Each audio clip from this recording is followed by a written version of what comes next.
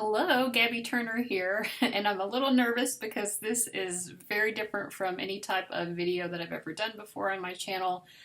I don't vlog a lot, and when I have, it hasn't been quite like this, but I felt really inspired today. I'm also nervous because I'm filming in a different part of my house that I've never shown before, although I have the camera carefully angled so that you can't see my messy kitchen counter off to this side.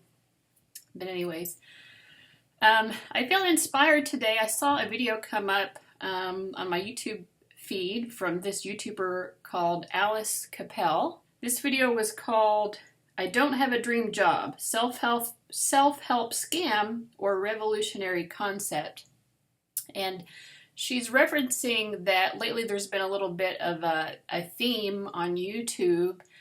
And I'd seen these videos come up in my feed as well. I hadn't watched either of them, although I was intrigued that they existed.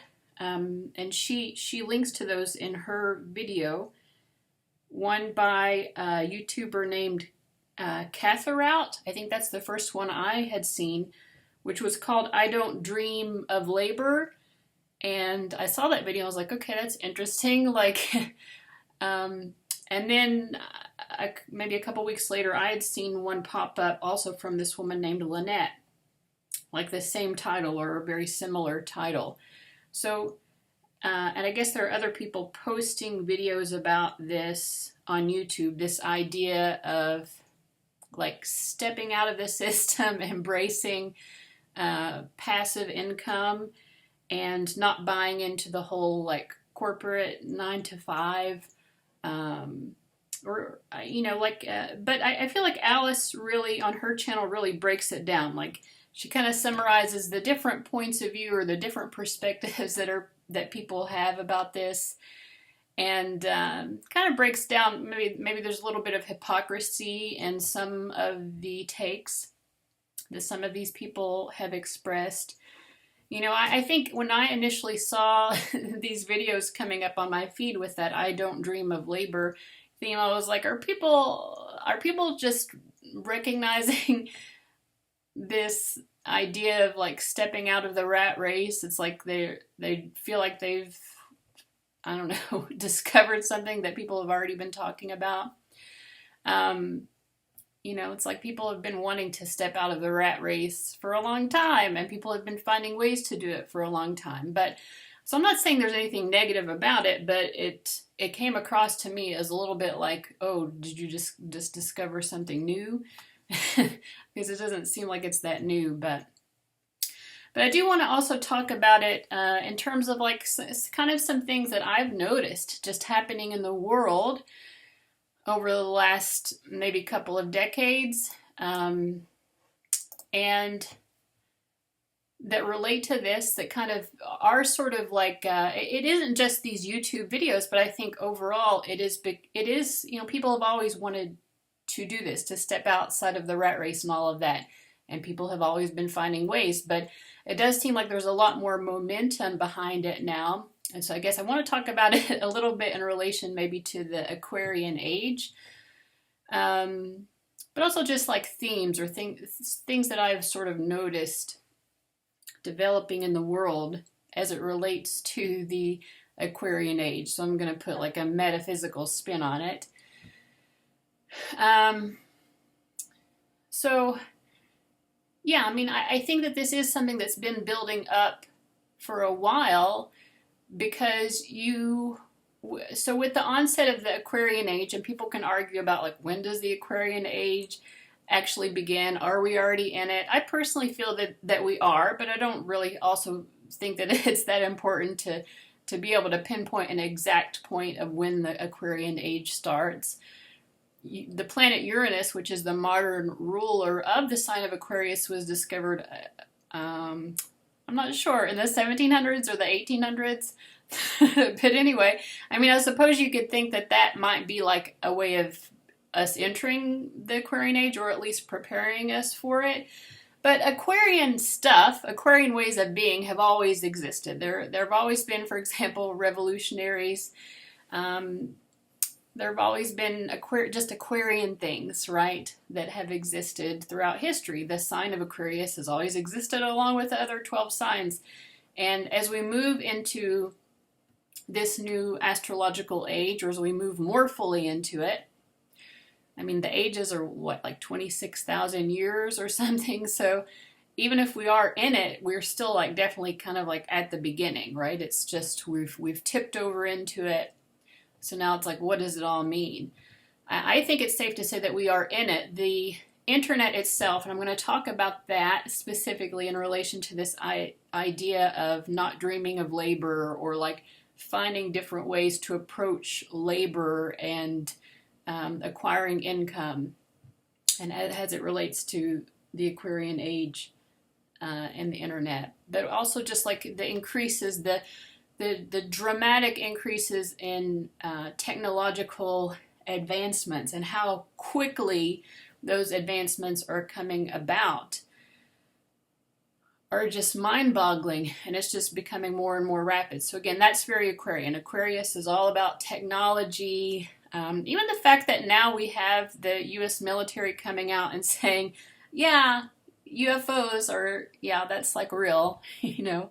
Like, they're not necessarily saying that they're extraterrestrial, but they're definitely not ruling it out, right? And they are admitting that this does exist. So that also is a very Aquarian thing. But I think that just the thing that the way that I relate this stepping out of typical labor, typical employment, to the Aquarian Age and the internet is just the way that the internet has given people so many possibilities that didn't exist before. I think it started with maybe blogging and self-publishing, you know, being able to self-publish ebooks and blogging. You know, there's that movie, what is it called? Julie and Julia, where this blogger named Julie achieves this fame. She's working in a job that she hates. You know, she's doing that thing. You see it detailed in the movie. And then she starts this blog where every day she recreates a recipe from Julia Child's The Joy of Cooking. And it really takes off, and she achieves this fame and success, and she is eventually able to step out of this job that she hated, that she was just doing because she needed some source of income, and she started to live with passion and with purpose. And so I think at the heart of it, that's really what people are talking about, or at least that's what I hope that people are really wanting to embrace, is not just a different type of materialism that allows you more leisure. Leisure is great. I love leisure. In tarot terminology, when we talk about like achieving like the Nine of Pentacles, you know, kind of life, that's what it is. It's like you're living out your passions. You're able to enjoy your hobbies. It doesn't mean that you're just not doing anything with your life, but it's certainly not a life devoted to labor. It is a life devoted to enjoyment and being able to have material prosperity and abundance, not in necessarily a materialistic way, but in a way of like, I enjoy what I have everything that I need, and I enjoy it. I enjoy the things that I have. So that's sort of the Nine of Pentacles energy, and I'm definitely all about that. I'm all about embracing that type of lifestyle. And maybe I'll talk a little bit more about, maybe in a different video if I decide to, I'll talk a little bit more about my own kind of like how I have found a way to live that life more so myself. But yeah, I mean, I think like people were able to, like with blogging and self-publication of ebooks, or even like, you know, paper books, you know, being able to self-publish that way and market yourself, people started to realize like, I don't have to go through the normal channels of convincing a publishing house that my book matters and that my book can sell. And we can see the problems associated with that, even if you look at someone like J.K. Rowling, who obviously is one of the most selling authors of all time, but she had a lot of difficulty getting someone to, for a publishing house to take on her book, right? But people are finding ways of sidestepping that. And then we have platforms like YouTube, so people who are creating video content have ways of getting, or other platforms. You know, there are lots of ways of sidestepping the normal channels. It's really like the means of production.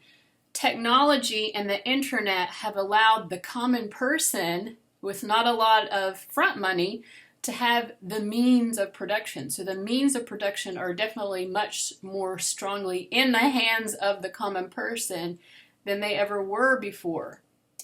And this allows people to be, you know, startup documentarians or filmmakers. You know, obviously a lot of it, and I think, you know, the two people that Alice Capel mentions in her video that I'm responding to are people who conceive of themselves as influencers, and that's kind of how they're making their money or trying to make their money.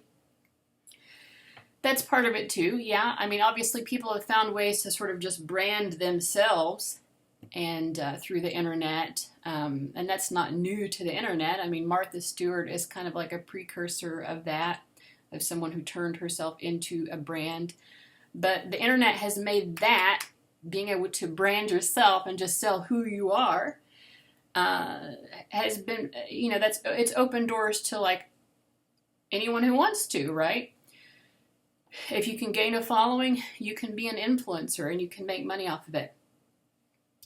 So yeah, so that's like how I feel like in the Aquarian Age. So I feel like all of this stuff leading up to it, all of these platforms, like I said, are sort of gaining ground and allowing people to, you know, opt out of the typical 9-to-5 lifestyle and opt into, you know, their own lifestyle of making money for themselves, setting their own schedule, living with purpose, living with passion, living out their actual dreams, being able to, like if you, for example, are someone who makes artisanal stationery, you know, like you don't have to get a job with Hallmark.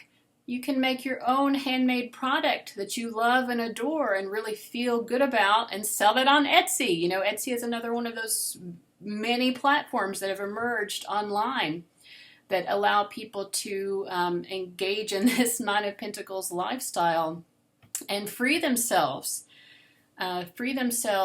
from conformity, you know, being that nonconformist, doing things your own way.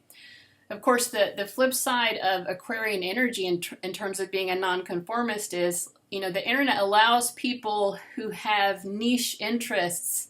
You know, not everybody is going to care about artisanal stationery, but if that's what you do, you'll find people who like that online, much more than you'll find in your everyday life.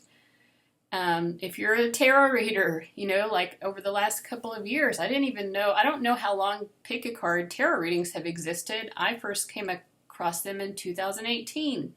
And I have seen, even in that time, 3 years, like this community has really grown and stretched out enormously. So, but in my everyday life, to come across a lot of tarot readers or people who are like super interested in tarot, no. But the thing that you'll notice is like you'll find people who have these unique interests, and then people get together, and people are going to influence each other. There comes to be a little bit of homogeny there as well.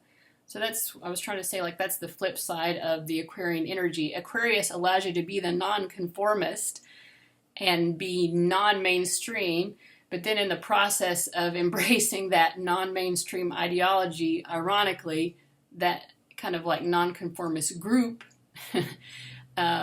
conforms to each other in a way. You know, they kind of rub off on each other. So anyway, let's tie it back around.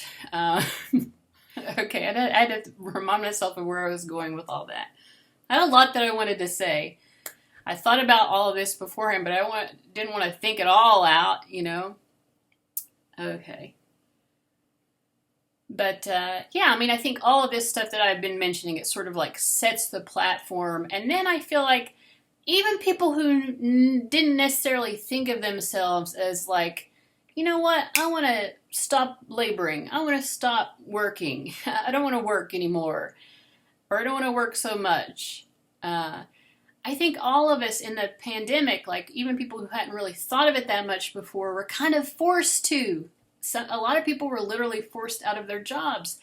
Other people were forced to work from home and figure out a different sort of schedule. And I think people started to be reminded of like, oh, like what was it like before the 40-hour work week? Or for a lot of people, the 60-hour work week. You know, like I think it kind of forced people to be reminded of like, you know, because like even if you're just working 40 hours, and a lot of people are definitely working more than that, that's like the vast majority of your waking life is spent on labor, you know, and even people who really love their job don't love it enough that, you know, it really makes sense to be signing that much of your life away to labor. I mean, there was a point in history where we had to fight just for the 40-hour work week. And now we're back in a place where like working 40 hours a week for most people isn't enough to kind of like make ends meet. And it's ironic because it's like working that much creates so much stress, and stress itself costs a heck of a lot of money. So it's like in the end, you're like basically working to pay down the stress that you have accumulated. You know, it's like, oh, I don't have time to cook, so I guess I'll have to, you know, go through and pick up Applebee's to go or whatever. It's like you end up spending more money than you would if you had so much more free time and more leisure to do your own cooking. And, you know, you wouldn't have to spend so much money on entertainment, numbing yourself out if life were just not so effing stressful, you know? So, yeah, I think, and now we're seeing like people are having trouble getting people to go back to work, and there are a lot of arguments about what this is. Some people are saying it's because that people are making more money on unemployment benefits, at least in the United States. That's one of the arguments. I don't know because different countries are different in terms of how they handled all of that. And other people are saying, actually, no, based on the polling, people are saying that's not it. It's just that they can't find childcare or this, that, and the other. Or they don't have transportation, which could be a real thing because, you know, I think there was a decrease in the supply even of cars. Like people who needed to buy a car, even a used one, couldn't find one. So literally people could be struggling to have actual transportation to work. And so anyway, there could be a variety of reasons, but I do kind of wonder if like part of it too is just people are like, yeah, I just don't want to work, you know? It's like people are sort of realizing that there could be more to life, you know, like maybe spending quality time with my family more than just a couple of hours in the evening could be something that I would enjoy, you know, or having more time for my hobbies, just not having to constantly be working. Because let's say you're in an office job and you're working that 9 to 5 or more, 40 hours plus. It's kind of like even if there were moments when you have downtime at work, you're kind of expected to be productive or to look productive. Like it's not like you can just chill out if you have a free moment, or at least in a lot of workplaces, you can't just chill out and go play a video game for a little while. You know what I mean? But like if you're working from home, I think people are realizing, oh, there's actually a lot more leisure time that could be built into my day, and I could still get the same amount of productivity accomplished. So, I don't know. I think it's interesting too because, you know, like, I remember when I was growing up as a kid, like going to school, and I was good at school. I was always good, you know, I made mostly A's with some B's, a couple of C's in high school, math and science classes. But I was pretty good at school, but like, I hated homework. Oh my God, I hated homework so much. And it's like you're at school for 8 hours and then you come home and sometimes you could have 2 or 3 hours worth of homework, and sometimes I just wouldn't do it, which I got in trouble for in high school, not doing my algebra homework. But anyway, they're lying to you. You mostly do not need that bullshit. When you become an adult, no, you're not going to need that. That is a total effing lie. Mostly you do not need that. You need to add and subtract, divide, multiply, sure. Yeah, those come in handy, but you don't really need like algebra per se. Anyway, and you definitely don't need like, anything more advanced than that. But anyway, yeah, I remember thinking as a kid, I was like, wow, I can't wait till I'm an adult and I just have to work 8 hours a day and then I can come home and like, I don't have to do homework from work. But I feel like the way, it's like we even train our kids to be prepared for this sort of lifeless, drone-like life. It's like, are these kids even like learning that much from these 2 or 3 hours of homework? Are they learning that much at school? I don't know. They're definitely learning how to live the lifestyle of the drone clock in, clock out life. That is for sure. I think that we're definitely teaching kids and preparing them for that. But yeah, I mean, even like kids having to be home from school during the pandemic, I think that even taught us a lot even about education. It's like, obviously, it doesn't take 8 hours of the day for kids to learn what they need to learn.